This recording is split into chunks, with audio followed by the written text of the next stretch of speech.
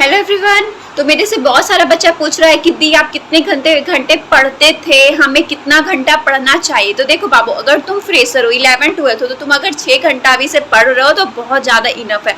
But अगर तुम dropper हो, तुमको नीट 2024 अगर देना है तो सबसे पहले तो टाइम के हिसाब से मत पढ़ो। क्योंकि देखो, हम अपना पर्सनल एक्सपीरियंस बता रहे हैं। अगर तुम टाइम के हिसाब से पढ़ोगे, डेली का ये बनाओगे कि ये 6-7 घंटा मेरे को पढ़ना है, ठीक है, तो क्या होता है अगर तुम 3-4 घंटा पढ़ रहे होते तुम्हारे माइंड में खुद पे आ जाता है कि अरे आज तुम बहुत ज़्यादा पढ़ रहे, इतना मेहनत करे हैं। मतलब अगर तुम टाइम दे के पढ़ोगे तो क्या 1 घंटा 2 घंटा ऐसे करके, ठीक है।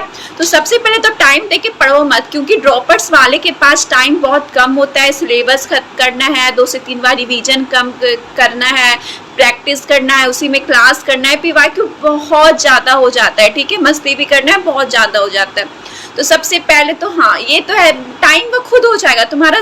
10 घंटा तो बहुत ज़्यादा ज़रूरी है। तो सबसे पहले कि करना क्या, तो एक डेली का टारगेट सेट करो कि ये चैप्टर्स आज डाइजेशन का अगर एनसीईआरटी करना है तो आज ब्रीथिंग का एमसीक्यू करना है, तो आज 2 क्लास करना है फिजिक्स का, 2 केमिस्ट्री का, ऐसे करके, ठीक है। तो अगर ऐसे करके पढ़ोगे कि नहीं जब तक ये नहीं होगा तब तक आज मैं सोऊंगा नहीं, तो ये तुम्हारा खुद ब खुद तुम्हारा पूरा डेली टारगेट भी खत्म होगा, तुम्हारा 10 घंटा भी हो जाएगा, तुमको सुकून भी मिलेगा कि हाँ मैं इतना आज पढ़ा।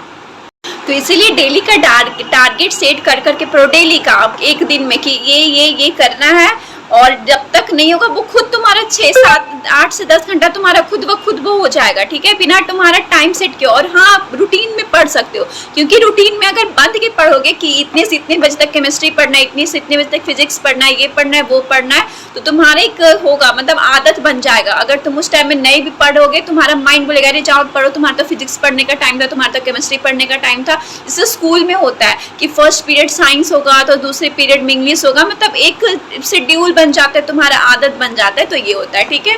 तो और किसी को कोई डाउट हो, प्रॉब्लम हो, कि कुछ पूछना हो, नहीं समझ में आ रहा हो कि कैसे पढ़े, क्या करे, नहीं कुछ आ रहा है, मतलब कुछ भी नहीं समझ में आ रहा है, तो ये जरूर मैसेज करना, ठीक है। चलो बाय, टेक केयर सब।